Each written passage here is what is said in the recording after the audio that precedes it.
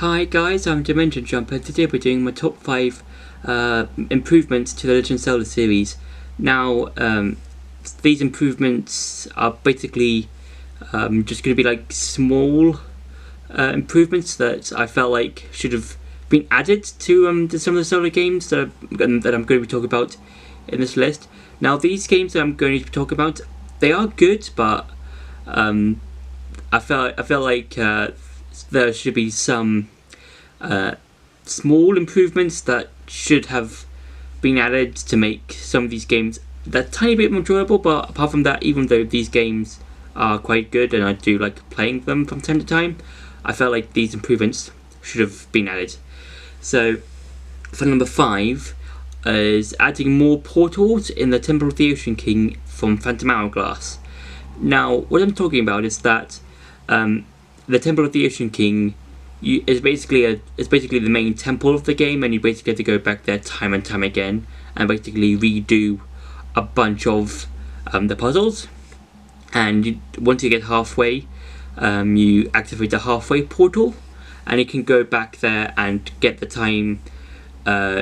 You get there. Basically get the time you reach the halfway point, and yeah, that's basically it. But what I mean by this, by adding more portals, is that whenever you go to a spirit door, there'll basically be a red portal or a green portal or a blue portal, depending on which door you get to. And then once you do get to the portal, or once you go back to the Temple of the Ocean King, you can go back to that specific door and basically skip a large amount of the temple.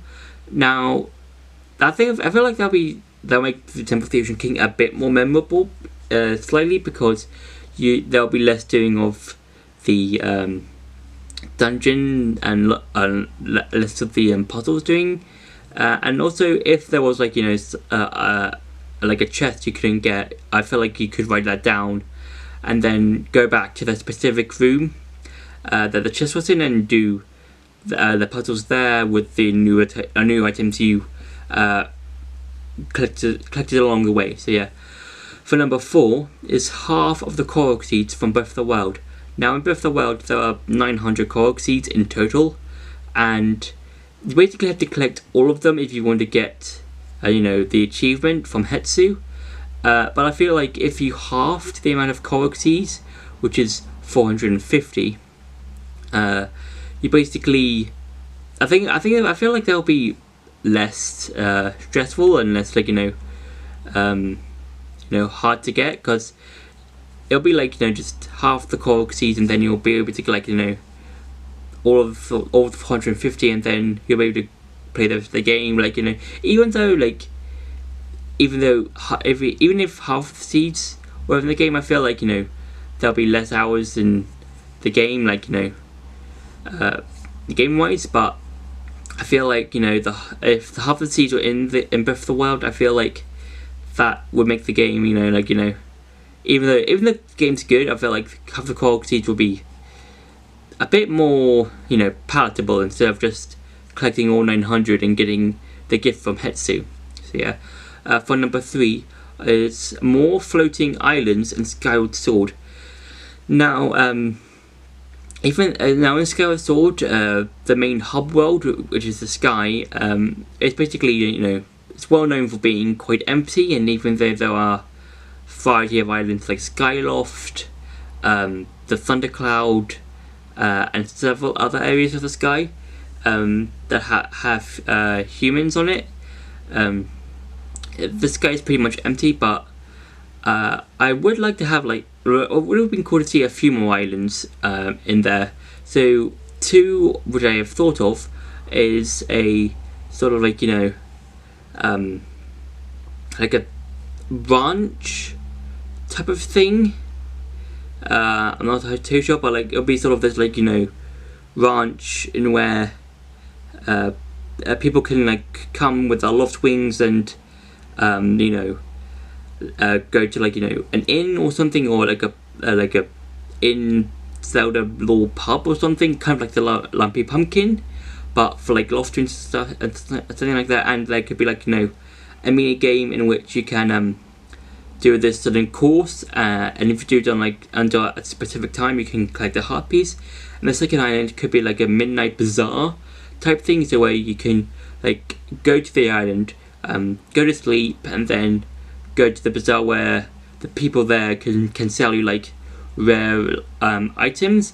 And I know that there's a guy on Skyloft that already does that, but I feel like if this was his own island, I feel like that could have been cool. You could see people selling rare items, goddess plumes, so certain things, or certain bugs or stuff like that that you can only find on the surface and stuff like that. So yeah, for number 2 is having one final dungeon in Majora's Mask. Now, when you do free all of the giants, you basically go to the final confrontation between the Skull Kid.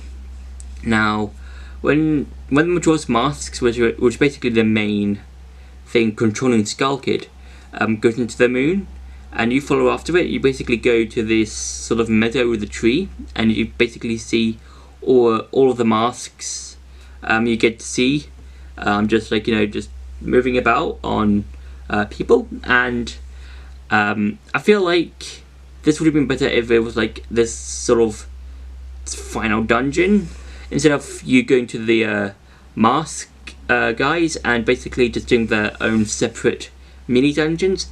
It would have been better if it went the Wind Waker approach to final dungeons, in which you would do this dungeon before the main dungeon, and basically going to these 4 different corridors and basically doing this kind of area in which it was based on the dungeon.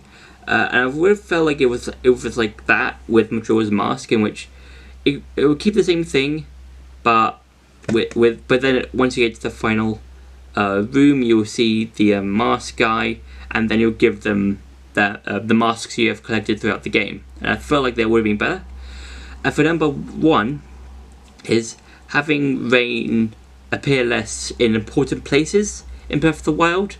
So in Breath of the Wild, you basically can do whatever you want to basically you can basically climb whatever you want, run wherever you want, and basically do any of the side quests or main quests, whatever you want to do. But one of the most troublesome places in the game, or one of the most troublesome things in the game, is the rain, because you might be climbing a specific mountain or cliffside, and then the rain just appears suddenly, and then you run out of stamina.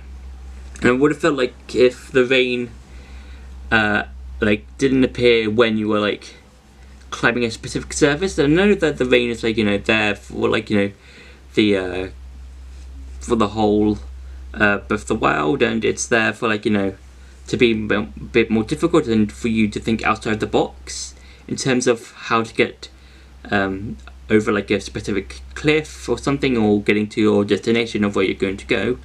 But there were times in Breath of the Wild where I just climbing, and then the rain just started raining, and yeah, and I had to wait for a while until the rain stopped, and then I could go continue climbing over the cliff. So yeah, it would have been better if the rain wasn't, well, even though the rain was there, I kind of wish it was wasn't there when I didn't need it to.